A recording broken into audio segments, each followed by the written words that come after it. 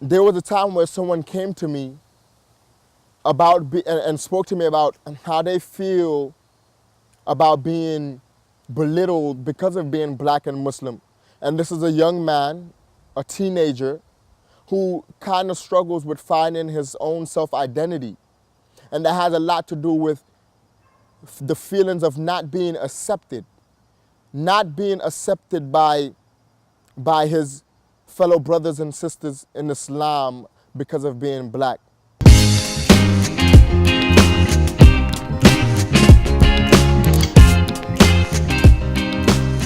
When one group of Muslims, particularly in this context, black Muslims, have something that needs to be fought for, which is especially basic human rights that we're fighting for. Basic human rights. As a Muslim, you are to fight for all people's basic human rights so far as it does not overstep the boundaries of Islam, the boundaries of your belief, your principles, and your morals. So why are we not really preaching upon fighting for anti-blackness? Why are we not trying to not only suppress but dismantle white supremacy?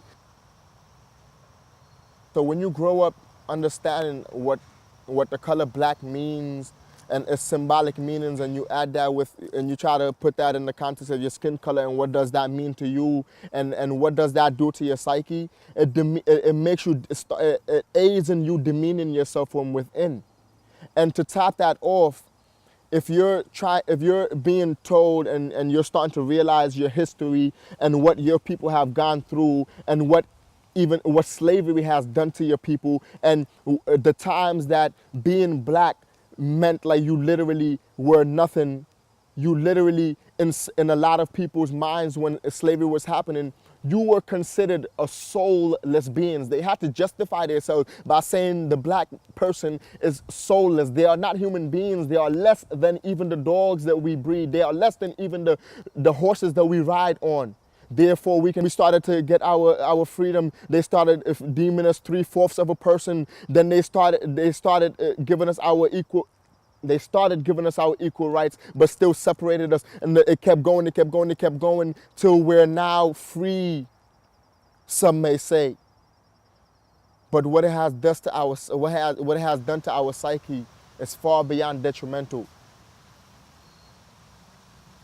One thing I want non-black Muslims to know about black Muslims is the fact that our opinion does count. Our word and our scholarship should be appreciated.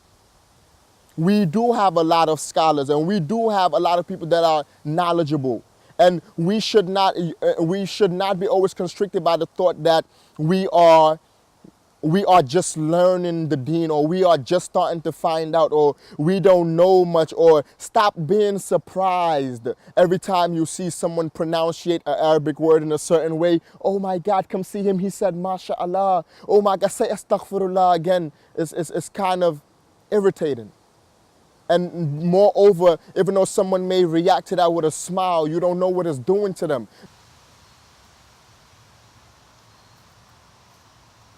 Being oppressed has given people the motivation, has given people a reason to fight for something. It has given us something to fight for.